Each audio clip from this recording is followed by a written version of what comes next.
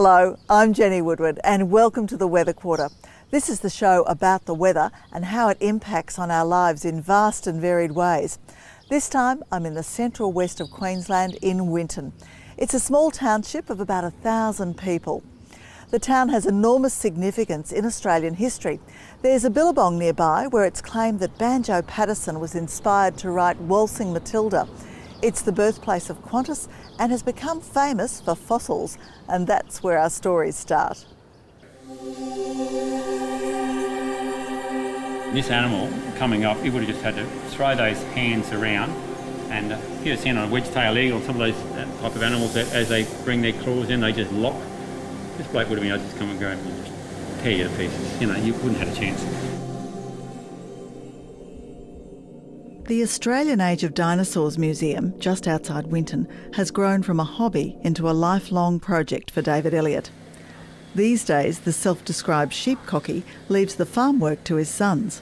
He needs all the time and energy he can muster to focus on digging up dinosaur bones and developing the museum.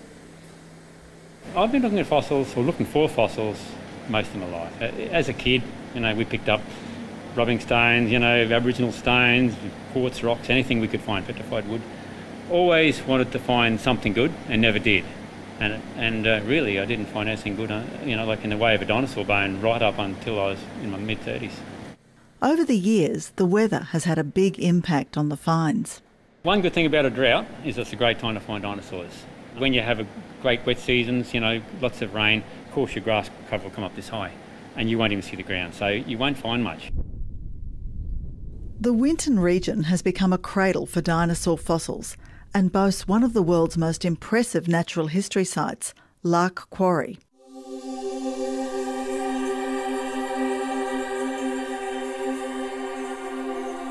Here, on a creek bed, a herd of small two-legged dinosaurs was stalked by a large theropod. The ensuing mayhem was stamped into the muddy banks, and over 3,000 footprints were preserved for 95 million years. But it's only taken 50 years of exposure to weather and humans for deterioration to set in, and the precious prehistoric site is now undercover. But when it comes to finding fossils, there's an upside to the eroding effect of the weather. It's all about the turnover of the rich black soil plains in the region. We always used to assume that the black soil was a different deposit. It's not. It's the same deposit as what's below. So your metre of black soil is actually just a weathered remnants of your land below. And the reason it's weathered is because it shrinks. Black soil shrinks when it dries. So when it wets, we get a beautiful big wet season, it soaks up, swells like a big cake. When it dries, it cracks open. We get cracks this wide. And so when it rains again, it washes the topsoil back down to the bottom of the cracks. As the soil turns over, the dinosaur bones slowly work their way to the surface and create what's now called a flag deposit. It's like a flag that says, dinosaur here, dig here, 1 metre or 1.5 metres. And you'll almost always find something. You might find a whole dinosaur. We have had some sites where we found nothing, but most sites there's something. You know, there might be only half a dozen bones. There might be half a dinosaur. You can't tell. With over 30 known dinosaur sites in the district, it could be easy to get carried away with digging them up. But there's always the risk that the weather will interfere with the huge task of safely bringing these unique Australian specimens to the surface. We're only working on one side at the moment. We only ever really work on one dinosaur side at a time, and you just keep going back until you've completely finished it. Because what happens once you've dug a hole in the ground and it rains, it washes in, so it all gets full of mud and silts and stuff. So next time you've got to go and clean it all out again. If you find something, you've got to cover it over. So what we do is once we find a site, once we start digging a site, we finish that site before we start another one. The fragile bones are protected in a big cocoon of plaster. You dig right around the bone, and then once you get right down below it, put it on a little bit of a pedestal of dirt, and then you put a plaster jacket over it. And so you can roll it along, tip it up this way, tip it up that way. It's nice and snug.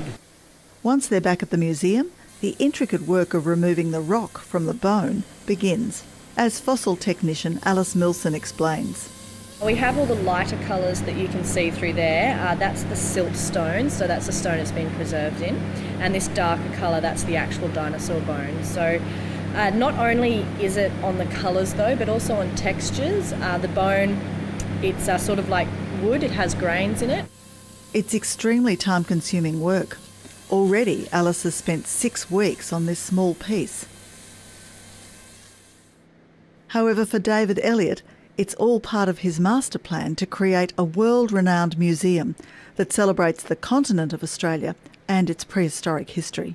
I would think, in the Winton district, we have got enough fossil material here to keep Australian age dinosaurs actively digging, preparing for 5 to 10 decades. It's long past my expiry date. A few years ago, the Bureau of Meteorology celebrated its 100th anniversary. But weather recording history across the country goes back much further than that, with observations dating back to the arrival of the first fleet. In Winton, there are 2 weather observation sites, one at the relatively new airport location and here in the town at the post office, where records have been continuously collected since 1884.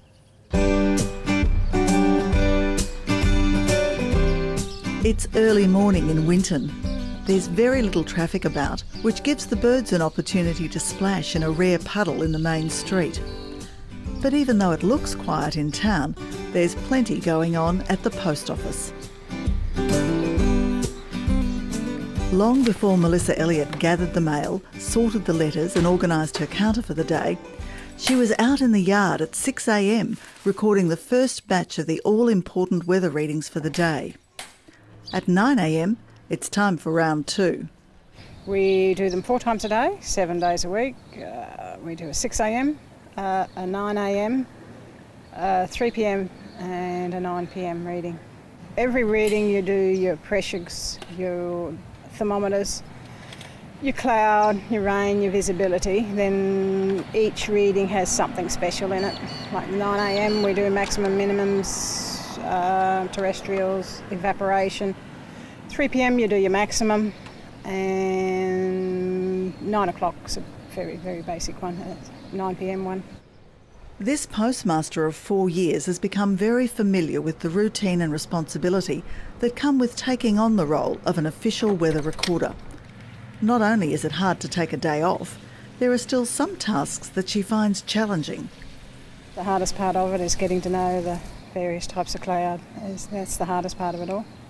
You have some information, you have some booklets, the Weather Bureau, they sort of help you out. They come out once a year and you fire some questions at them.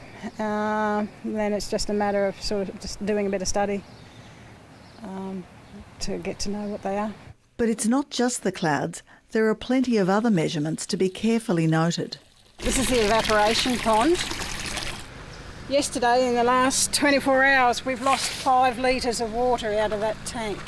Once the readings are complete, it's time to send them to the Bureau. This is the Weather Bureau computer. This is where we come in, put in all the information into here. Each reading has its own setup each time. For many years it was not so high-tech, and the post office boasts an impressive archive of material of its weather past. Official records go back to 1884. I have records, some records here on hand, mostly just rainfall charts back to 1950. For a long time, the Winton Post Office Observation Station was part of the Australian Reference Climate Network. This group of about 100 stations has been identified by the Bureau as holding quality and long-term records in an area away from big urban centres. The data is sent to the World Meteorological Organisation, where it's used in global analysis of climate change. Back in Winton, Melissa Elliott finds the mail and the weather are a good fit because, like the postman...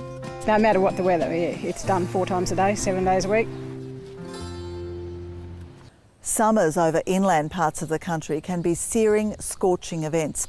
This summer, Winton, like many other inland towns, has endured long hot spells when the mercury soared over 40 degrees for days on end.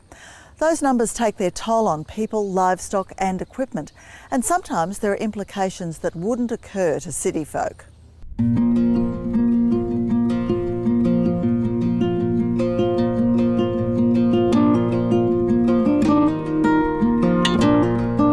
My name's Barr. I'm the manager of water and sewage here in Winton in Queensland. I'd just like to explain to you how Winton gets its water. Now, the water from Winton comes from the artesian bore, which is located over here on my right. It's approximately 1.4 kilometres deep, and the water comes out of the bore at approximately 85 degrees. Now it's our job to try to cool that water down so it goes into town at a cool temperature so people don't get burnt and that it's safe for them to use. Now the water comes out of the bore at approximately 350 kPa. So it can come out of the bore into town and up to our water tower, which is approximately 30 metres high under its own pressure. From there it sort of comes along and goes into the water station, and that is where we cool it down to get it down to approximately 45 degrees so it's safe for the people to use.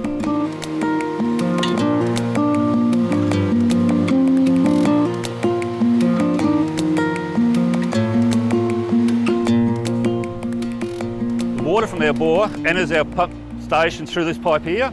It goes in through our 3 pumps, which then pumps the water up through into our heat exchangers. The heat exchanger has cool water also coming from our dams, cooling dams, going through, which is kept in separate chambers so the water can't mix. The water is cooled down to a 45-degree temperature, which is then returned to town via this pipe. The weather does have a big effect on the way we cool the water here in town.